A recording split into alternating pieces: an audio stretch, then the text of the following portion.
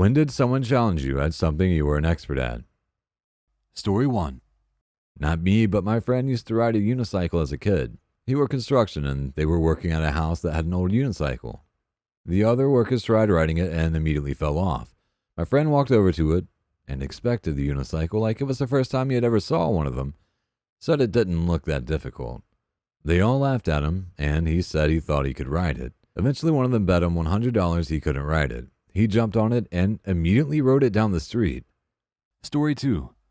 Went to a couple's night once, and the guy had wall-to-wall movies and framed posters in his basement, super into it. Mentioned I used to be a movie nerd, but not so much anymore. He challenged us to a movie trivia board game, in a condescending way, and I tried to politely decline, but my girlfriend insisted we play. They went first, missed the question, then we ran the table. Never heard from them again. A similar thing happened with Harry Potter trivia recently. My wife and I had just finished reading the entire series, so when they missed their first question, we proceeded to run the board. Eventually, we missed one on purpose because we felt bad. Story 3. The property management company for my homeowners association insisted that I had received emails that I never received. So I asked them to prove that I had received them. They said they're sure that I received them. I'm a software engineer, and at the time, I had just finished an enterprise email delivery system, like an in-house constant contact. I knew the rules of the Can Spam Act by heart. I knew exactly how their system worked. So this real bitch of a property manager said, "I know how email works, you wouldn't understand." I mentally did the arrogant knuckle crack and started to explain, very methodically, how email delivery works and how they track various actions. I spent about 5 minutes detailing my credentials and why I was absolutely certain they had never sent me the emails they alleged I received. When I finished, the HOA board just agreed to waive the fees. I work for a company that notifies customers of deadlines by email. We get customers who claim they never received the email, so the deadline should not apply to them. When a customer opens one of our emails, we know exactly when, unless they have disabled automatic loading of images in their client. So I can tell them, you opened the 30-day warning email on May 8th at 7:14 p.m. You opened the 7-day warning email on May 29th and again on June 4th. But you did not click the link until September 24th after you opened the 7-day warning.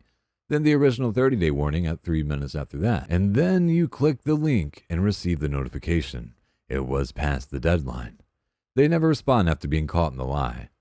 Story 4. My father tried to explain to me how computers and the internet work after he's called me over to figure out why his computer and internet aren't working. I've been an IT pro for around 12 or 13 years. My parents and some friends still do this shit to me every single time. Story 5. While I was in high school, I was the reigning city fencing champion in both the youth and adult tournaments. My high school decided to do a school-wide fencing unit for phys ed, and the coach they brought in to teach all of the students was my actual coach. During my class, my coach naturally brought me up to help demonstrate the various moves, but for some reason one of my classmates didn't understand that I wasn't chosen at random. He started talking shit about how I looked like I didn't know what I was doing, and how he could probably kick my ass in a duel. Now, he actually was pretty good for a guy who had never fenced before. And at the first opportunity to actually have a bout, he decided to have a go at me. I picked him apart and did not give up a single touch, and used the opportunity to practice my parry and rip posts. I admit, I took a bit of sadistic pleasure in thoroughly beating him. Afterwards, my coach made a point of congratulating the other guy for doing so well against the city champ, which changed his attitude considerably. Story 6. Medieval Fair, 2002.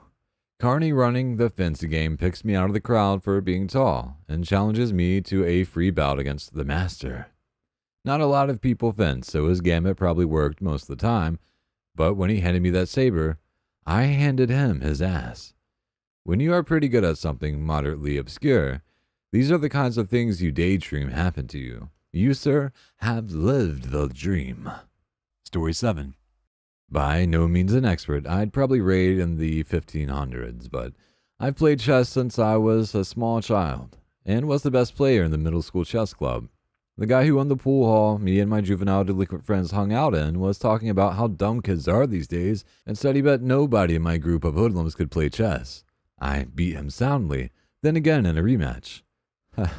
One time I played my brother-in-law's friend who was a cocky member of some chess club. I started with a super aggressive opening. My brothers and I randomly read a lot of chess books growing up, and he had no idea what to do. I completely destroyed him. Story 8. It happens a lot lately. I'm a microbiologist, so the number of people who have suddenly taken an interest in the subject in order to be confidently wrong about it is pretty upsetting. Did you know that COVID is caused by 5G towers? Story 9. When we were having a couple of drinks on Friday after work, I was challenged to a shooting by a colleague.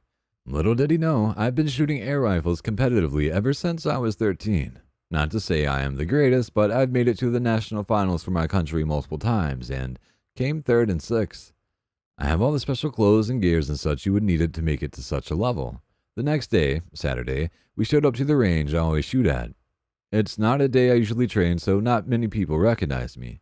I beat his ass left and right and center all day. Out of 600 points, he scored about 200 or 250 if I remember correctly. I got about 580, which was about average of what I used to shoot. He had to buy me a fancy bottle of whiskey, and now we shoot every 2 or 3 weeks together. Fun times. I'm sorry if it's hard to follow. English is my second language. Story 10.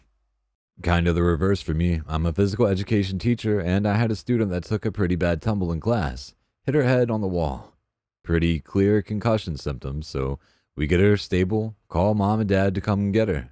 Dad shows up, and I start going through the concussion symptoms and treatments with him, letting him know that a doctor's visit is probably in order. Blah, blah, blah. I keep going on and on about concussions. He just politely nods and thanks me. He takes his daughter and leaves, and I see my principal standing behind me, and he can barely contain his laughter. Turns out, Dad is an emergency room doctor, and he just sat there while his daughter's gym teacher gave him medical advice. Think about it like this. If you had been saying the wrong things about it, he would have corrected you and pointed out that he was a doctor. Instead, he let you go through everything, listening carefully to ensure your advice was sound and correct. When everything checked out, he left proud of the fact that he now knows 100% that the gym teacher is looking out for his kids' safety and well-being, short and long term. Story 11. My father-in-law challenged me on the capabilities of DVD. Specifically, he claimed that you could only have a widescreen video, not 4x3 on a DVD disc. At the time, I was employed as a DVD author. I authored the very first commercially available feature on Scenarist. I am literally acknowledged in the first edition of DVD Demystified as an expert. I had already, by that time, personally authored literally hundreds of DVDs with 4x3 video. He knew all of the above at the time, yet still insisted I was wrong. Story 12. I'm an Academy Award-winning sound mixer, and almost everyone on film set thinks that they know my job better than me. Story 13. I have perfect pitch. It's not a thing I can turn off. Notes simply are a pitch clear as day, much like how red is clearly distinct from green. Anywho, music class in junior high. Teacher explains that Mozart had perfect pitch and walks over to the piano, plays a note and says, and just by hearing it, he'd be able to tell you what note that was. Now, can any of you do that? At the time, I honestly had no idea this was rare. Raise hand. Teacher with a smug look points to me and is gobsmacked when I answer correctly with note and octave. Figures it's pure luck, so does it again and asks me to face the other way. I answer correctly again.